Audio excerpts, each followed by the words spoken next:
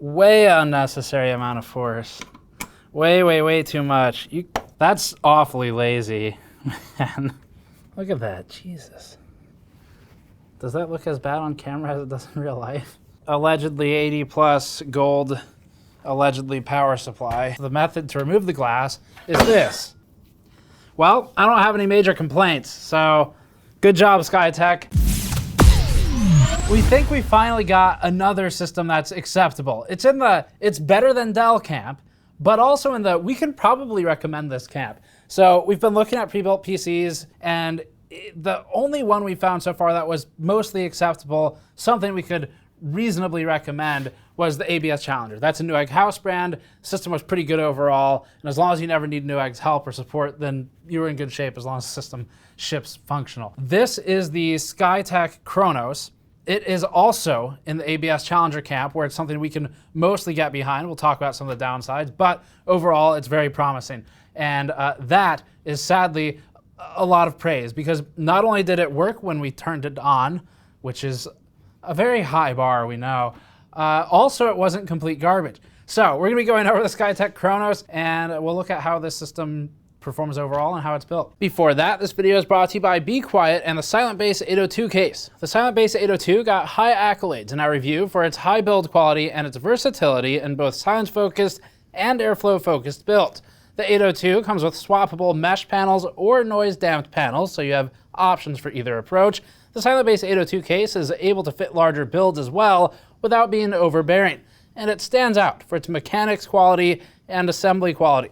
Learn more about Be Quiet's new case at the link in the description below. Okay, so a couple things here. As stated, Skytech, they do seem to have been around for a little while, but up until about 2 or 3 months ago, we had never heard of them. So Skytech's a relatively small-ish system integrator, as opposed to an OEM like Dell or HP. That means they're maybe in more direct competition with CyberPower, iBUYPOWER, companies like that, Maingear, where you are paying for known branded parts from companies like ASRock, EVGA, ASUS, to then be assembled into a box, as opposed to Dell or HP, where they take so much pride in making sure that they have a certain threshold of garbage that they can reach. They want to make sure the dumpster is really stacked before they light it on fire. And so that's why Dell, HP, Lenovo will self-brand components like video cards and motherboards and build in weird proprietary form factors that are completely unserviceable.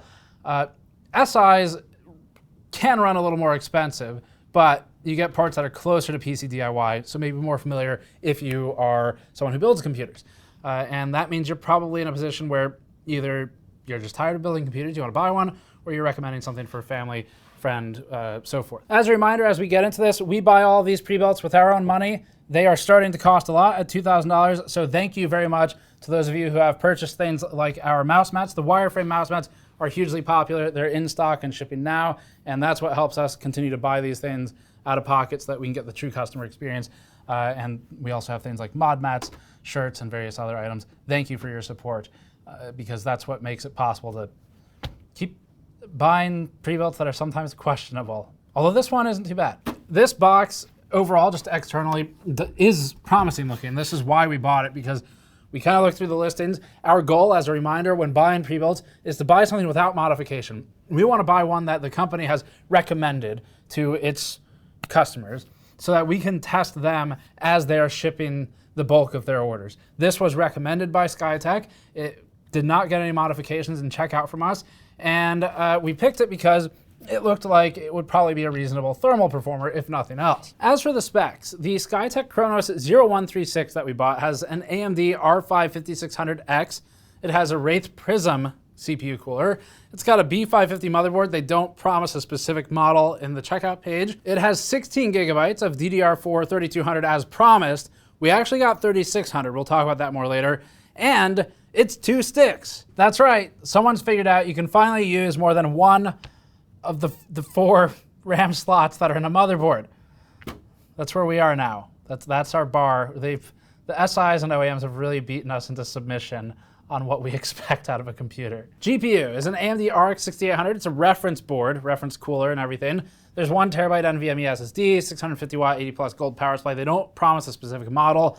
And then 1 year of included tech parts, labor, and shipping support. A couple quick methodological reminders. I'm not going to go through the whole methodology for testing, but the social side is important, which is that we make sure, to the best of our ability, we obscure who's buying the computers when we buy them. So it's very unlikely that most of these companies will be able to figure out it's coming to us. The reason we do that is because we want to make sure they're not adding extra steps and having their best person pull a system out of the line and inspect it before shipping it. We want to be treated just like every other customer. So we do take measures to try and prevent them from knowing who's buying it. We're not going to go through all those because we don't want the manufacturers to know what they are. Additionally, we're looking at systems in certain pricing brackets. Now we have moved up. So we had a $680 system that we looked at from iBUYPOWER. It shipped in pieces, not by design, like it was very broken. And then we also looked at a bunch of systems, the $900 to about $1,100 range. The biggest thing for you to think about as we go through this review is going to be value. Keep in mind, it's 1,950 USD. It has a 5600X, it's about $300 if you buy it standalone, and it has a 6800 whose MSRP is $580. Bearing in mind that MSRP is, I mean, you know the deal at this point. So let's get started with the teardown, and then we'll talk about conclusions. The system itself seems promising. So it's already been through testing. Now we just need to take it apart. The front panel has that fractal-inspired design. There's a few problems with the case itself. In fact, Patrick's notes on this, when we get one of these in, we'll take turns going through it, compile notes that we can each compare. And his notes said, I generally hate this case. And I didn't need to look too far to find out why. We'll go through some of that as we take it apart more. But just some small detail stuff. Their panel coloring isn't even close. Not sure how well that shows up after our camera attempts to correct for the white. But the front panel's got this nice pre-aged yellow on it, like it's been left in the sun for a couple of months. And then the rest of it is more of a closer to white value, and that's just, it's, when you go from metal to plastic, it is hard to match, but most case companies have figured out how to do it properly because they spend actual money on their case. Additionally, found a problem here right away where we've got this really nice modern haptic feedback approach to the left solid steel side panel. Check this out. And this happens because the threads aren't deep enough, it seems, although once I take it off, I'll know, for the screw to get in there and actually secure it. So it's actually, the screw is doing almost literally nothing at this point. So that's nice too. Good design work by whatever team threw this case out of the back of the truck that it was supposed to be delivered on. Another nice feature of this case that Patrick in particular really hated, and I've yet to experience, is the removal of the side panel. So when we do these teardowns, I handle the physical hardware aspect of it, while Patrick gets the initial testing in, so that one of us is isolated from developing opinions on it, so that we can show them on camera. And there's actually no way to get this glass panel off once you've taken the screws out. So the panel is inset, including at the back. There's no glass being exposed to really grab at and remove. And that means the method to remove the glass is this, which seems not great. I'm glad this one is one of the ones that doesn't shatter as soon as a small load is applied to it, but it would have been good on camera too. Once we get inside of the case, we're past most of the things that can be truly awful and onto the components other people make, other than Game Diaz, that is. And in this instance, we've got a Ryzen 5600X. We have an AMD reference board video card. I mean, at this point, they have their own problems, but it's not really Skytech's problem.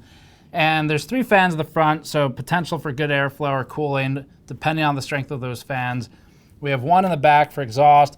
A decent amount of air from this front one is going to make its way up and out before making it to the CPU cooler, but that's okay because overall you're going to get most of it to the CPU cooler. Patrick noted to me that some of the front panel USB 3 headers were not functioning when he was working on the system for review.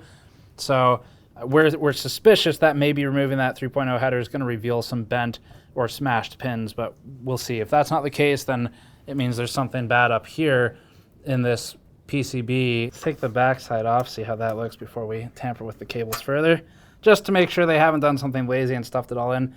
This screw is cross-threaded. That's not great. This one back down here, that's in at an angle like that. So that's someone at the factory not lining it up properly before going to town with the auto screwdriver. Oh man, that's kind of nasty actually. Check that out. Look at that, Jesus.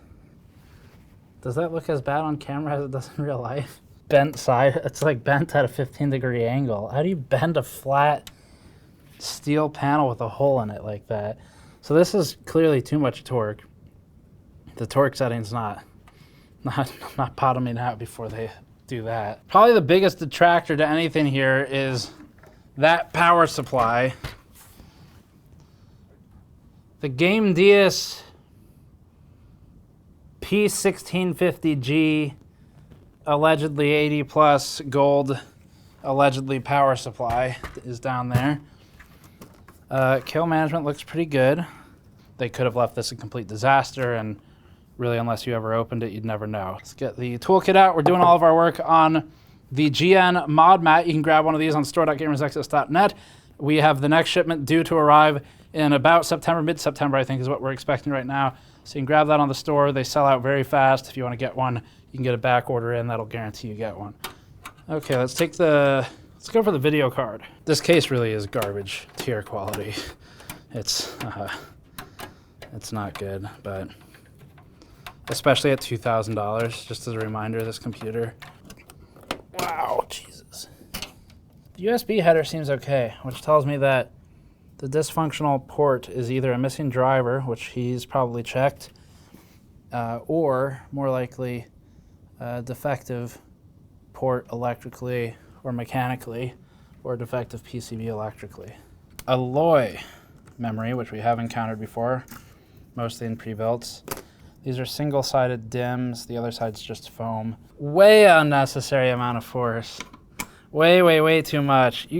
Oh, geez.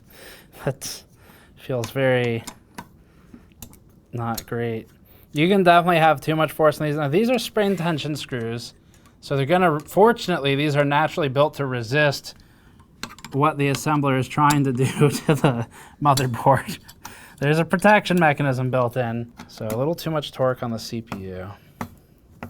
I think that's our biggest problem right now is they need to do some training on consistent torque. And that's how you do it. So this is more or less AMD cooling solution, not a Skytech one. And that means that the corners of the CPU go uncovered. So it does squish the paste out there, but there's no contact, so that could be better. That's on the cooler side. Got a copper slug in there though. That's good. It's better than the aluminum only ones. I feel like I'm doing something wrong because I haven't had like at least one meltdown as to their assembly quality at this point. So Skytech, you're confusing me. It's kind of like ABS, the other system that was actually built competently, where we've seen so many incompetent builds now, like Dell, CyberPower, and iBUYPOWER systems we reviewed, that I actually I don't know what to do with myself when it's built like it should be. Having trouble right now. Do people still care if it's not terrible? I think so, because we want to find things that don't suck so we can actually recommend them. Hopefully this is one of those things. I think that's it. I think the teardown's done. Well, I don't have any major complaints, so good job, Skytech. You get the No Major Complaints Award. Now we need to get into the performance, the thermals, and everything else, acoustics, see how it does from that angle of things, probably the most important angle. We'll quickly look at thermals now. The Skytech Systems reset button is actually a fan speed button. It has 3 speeds. They're minimum, medium, and high. Minimum was the default configuration though, so we prioritized that for thermal testing. In a full system workload on the CPU and the GPU, the CPU ended up at about 80 degrees Celsius T dot. That's completely fine, and far better than the throttling results of some of the other CPUs with some of the other pre-builds that we've tested recently. The GPU was at about 70 degrees Celsius for both the core and the memory here. As for the motherboard, that one plotted around the 40s for whatever VRM thermals were being reported by Hardware Info and the sensor. Overall, all of these numbers are fine to good, and the switch can bring fan speeds up as necessary, but it seems like it's able to handle just fine in its minimum speed configuration for the workload that we threw at it. Next up is gaming. As usual, gaming benchmarks mostly tell us the performance of the silicon, and that's handled by NVIDIA, Intel, or AMD, not the system integrators or the OEMs. In this instance, though, Skytech is responsible for one key thing, and that's the combination of silicon and assembling a build in a way which doesn't unnecessarily hinder itself. We'll start gaming off with Cyberpunk 2077. In this one, the Skytech Chronos PC instantly claims a new top spot. It's the most expensive, so it should, but it also puts the Aurora R10 to utter shame, given its myriad other issues, and the Beast Canyon NUC has only the benefit of size, but clearly loses in value. The Skytech system holds 141 FPS average here with lows spaced appropriately. That's a lead of 23% over the Aurora R10 for only 7.7% more money, if you want to look at it that way. That's far better value than we saw lower down the stack, where it was closer to a 1-to-1 gain in dollars to percent performance uplift. It still doesn't feel good paying nearly double what the CPU and the GPU alone are worth for the computer, and Skytech isn't doing you favors here either, but relative to the others, at least it's scaling well. It'd make more sense for a 5800 or better to be in the system at the price, so Alienware does get a positive mention for that, but the RX 6800 in this is really what's carrying the weight for Skytech. There was no difference from enabling 3600 memory speeds here. Much of this is the auto timing trade-off, and so you can just leave it stock as long as it's configured to how it was shipped to us. In Rainbow Six Siege, the Chronos blasted an impressive 446 FPS average at its best. That's ridiculous, clearly, only made more ridiculous that even a computer which is literally falling apart is able to maintain 140 FPS average in this game. That'd be the iBUYPOWER one. It's all relative though. At 446 FPS average, Skytech outdoes Alienware's R10 by 30% in exchange for, again, about 8% more money or so. That'd be an embarrassment for Alienware, but then that'd have required Alienware's R10 having any dignity left to lose to begin with. The ABS Challenger is a good competitor from a value perspective. It's clearly fully capable of gaming at, in this game, 200 FPS average with these settings, and it's the only system at its price class that we tested with 2 sticks of at least half-decent memory. That's the secret that allowed ABS's Challenger to run a 151 FPS 0.1% low, dodging many of the latency spikes, or the frame-to-frame interval spikes more appropriately, that hitched those with worse memory configurations. It's sad that a second stick of RAM is somehow still a mystery to many of these pre-built manufacturers, but until it's not, it's an advantage that these few good computers have. So far, Skytech and ABS look best on this chart for overall value and performance. Intel does fine, but it's too expensive even in spite of its form factor. Changing the memory setting didn't help Skytech at all. Again, you can just leave it stock. At 1440p, we became GPU bound as the limits close in around it. The Skytech system shows that there's still headroom yet, thanks to the 6800 outdoing every other GPU on this chart, and so it leaves the Alienware R10 system behind with a 21% lead for Skytech. Or it leads the Intel Beast Canyon with the 3060 by 58%. To be clear, NVIDIA makes extremely competitive cards at the high end too, but none of the builds we've bought yet leverage them. And so the RX 6800 ends up the highest end we've found for under $2,000 yet. We will, however, see if we can find something with a 3080 or maybe a 3070 sometime in the near future. Hitman 3 is where we'd see a difference emerge from the memory configuration, if ever we will. As we test this game, it's highly memory and CPU dependent, and the Skytech Chronos ended up at about 126 FPS average with lows at 53 and 36 for the stock build, or about 124 FPS average with XMP 3600. The lows were within variance, and ultimately the takeaway is that this particular kit in this configuration doesn't yield much of a difference between these two options. That's because the timings would need to be more manually controlled and tuned, and just flipping the frequency to a higher number won't really do much for you. The board will compensate, and it'll loosen timings, even those which aren't exposed to you when left to auto. Anyway, the R10 here does much better than previously, so comparatively, it's more competitive. That's thanks to its R7 rather than the R5 that's in the Skytech box. The 5600X and the RX 6800 combination is still the better performer overall, and on average, but the gap evaporates as the extra 2 cores and 4 threads do work on Hitman 3's heavy physics simulation in the benchmark. In fact, the Chronos has worse 0.1% lows here than either Beast Canyon or the R10. That's from less consistent frame-to-frame intervals, resulting in performance that exhibits the occasional stutter, but it's really not too bad. It's not experience ruining, but again, it's a disadvantage of the way Skytech chose to configure the system. It's all trade-offs, of course. They're doing better in GPU-bound stuff, but they're sacrificing a bit in CPU. We'll close the gaming-specific test with Red Dead 2. The Chronos ran at a massive 45% lead over the R10, or 78% over the Beast Canyon NUC, at least as it's configured price for price.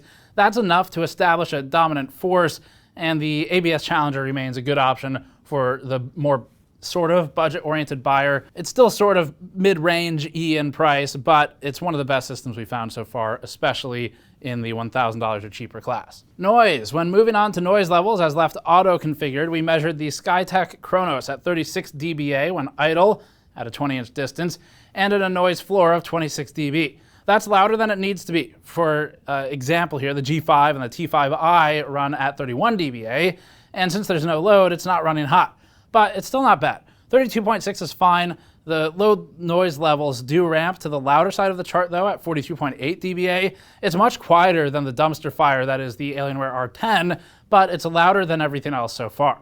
The difference between the previous actually good system, again the ABS Challenger, is only 1.6 dBA here. So overall, it's in reasonable territory. It's not impressive, but we also think it's not in territory where most people would think it's objectively loud.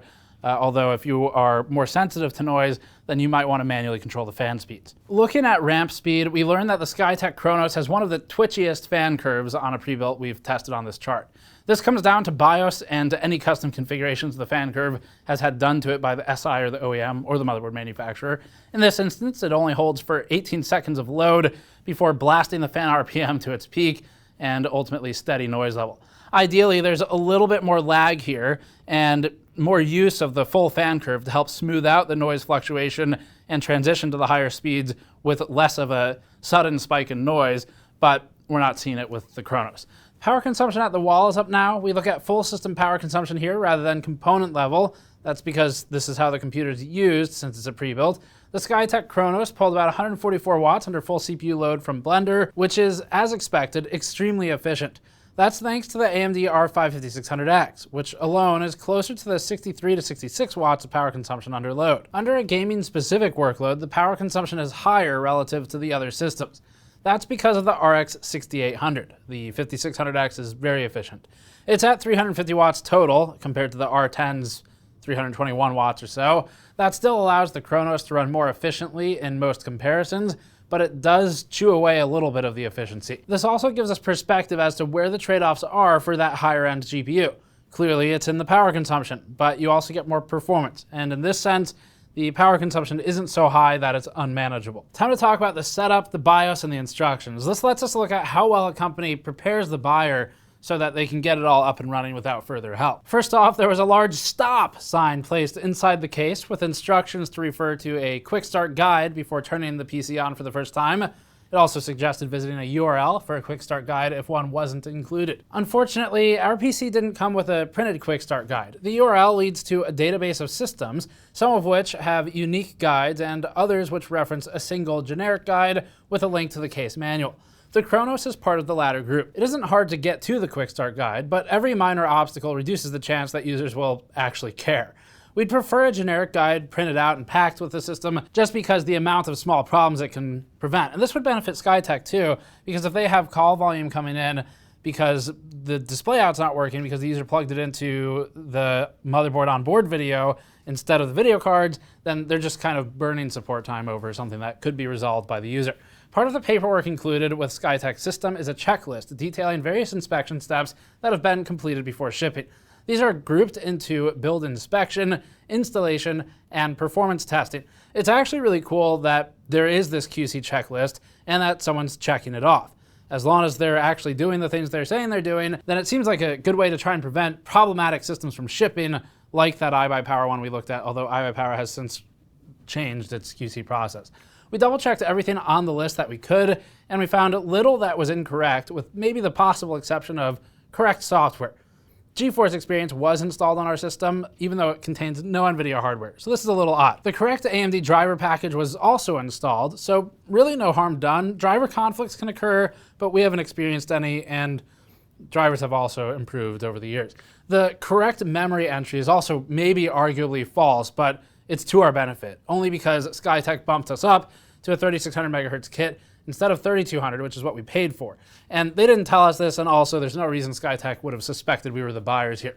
In BIOS, the 3600 megahertz XMP DOCP option was enabled, and then memory was set to 3200 megahertz to fit the actual product listing, what was sold to us. This is potentially bad since it locks several important timings to suboptimal values. This kit should be able to run tighter timings at 3200 megahertz. In addition, the default board settings sync U clock and F clock to the memory speed, so both of these values are reduced to 1600 megahertz by downclocking the memory. When the memory is set to 3600, these clocks rise to 1800 megahertz. With all that said though, the limited set of game tests that we used for pre-built testing showed no significant performance differences with XMP applied correctly. So for these games at these settings, performance is bottlenecked elsewhere. We really can't criticize Skytech for this anyway, since we got a higher spec, better kit than the one that we technically paid for. We would like to see an additional step added to the QC checklist for correct BIOS settings, but again, they correctly applied the BIOS settings that we paid for. They may have even flashed a new BIOS version because the build date is from April of this year for the motherboard BIOS. So that's relatively new, and it's better than some of the other ones that we've seen, even though they're not sitting around on shelves right now. Overall then, the Skytech Chronos does in fact get the It's Better Than Dell award, but it also gets the, yeah, we can recommend this relatively. The biggest downside for sure is the value. It still feels really bad to buy maybe $1,000 worth of parts. They might be approaching like $1,100. So it still feels bad to buy parts that are so far below the assembled price of the system. Historically, in the past, like with CyberPower, for example, before the current situation in the market many years ago, it was very common for SIs, system integrators, to sell a pre-built for not much more than maybe $100 to $200 markup, which is effectively your labor cost to assemble the system, as opposed to doing it yourself. Now, they would sometimes choose really stupid parts that blew the pricing out of proportion and was nonsensical. But if you did a part-for-part match, in our experience, in the past, you don't pay much more than $100 or $200. And that's not true anymore. You're paying a lot more than the MSRP. Some of the parts, it's really hard to comment genuinely from our position on what you should do, because if you can't get the parts for MSRP, maybe it's a good deal, and if you can, then it's not a good deal. So I don't know. If you can get them for MSRP, this is a bad deal. This system overall has passed our tests. It is minimally fine, and in some aspects good. So the overall part selection we think is pretty good. We would like to see a 5800 in here instead of a 5600X. That might be asking for a lot right now, depending on what Skytech's margins are. You're most limited by the CPU at this point. If you're doing something like Blender, the 5600X is a great CPU. It is one that we've recommended strongly, but it's not quite up to production level tasks as other $2,000 systems might be. But it comes with a 6800. Terrible value right now, those two parts for $2,000.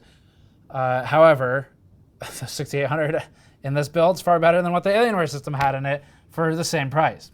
So you kind of, it's 6 of one, half dozen of the other. Overall then, we are fairly positive, neutral to positive on this. Not a lot of critical points. Value is the hardest argument against this computer, but if you look at the market, it's kind of in line with the others. So it just becomes a matter of, do you try to DIY it? Do you try to wait because the prices should come down at some point? Or do you bite the bullet and go with something that at least functionally is reasonable? So that's our review for Skytech. It's, compared to these other pre-builts, we'd say that's a pretty positive review. And this is in fact something strictly on function, ignoring value. This is something that we would feel comfortable saying, from what we're seeing here, you can buy it and get something decent. Do bear in mind that their configurations change. We have only tested one. So keep an eye on that front panel. This is the thing that most of these companies screw up. And it's very easy for you to identify it before you even buy it. So that's it for this one. Thanks for watching as always. Subscribe for more. Let us know what pre-builts you'd like us to look at next. We're trying to go through a bunch from various companies before we start buying multiple from the same company so we can get a wide spread.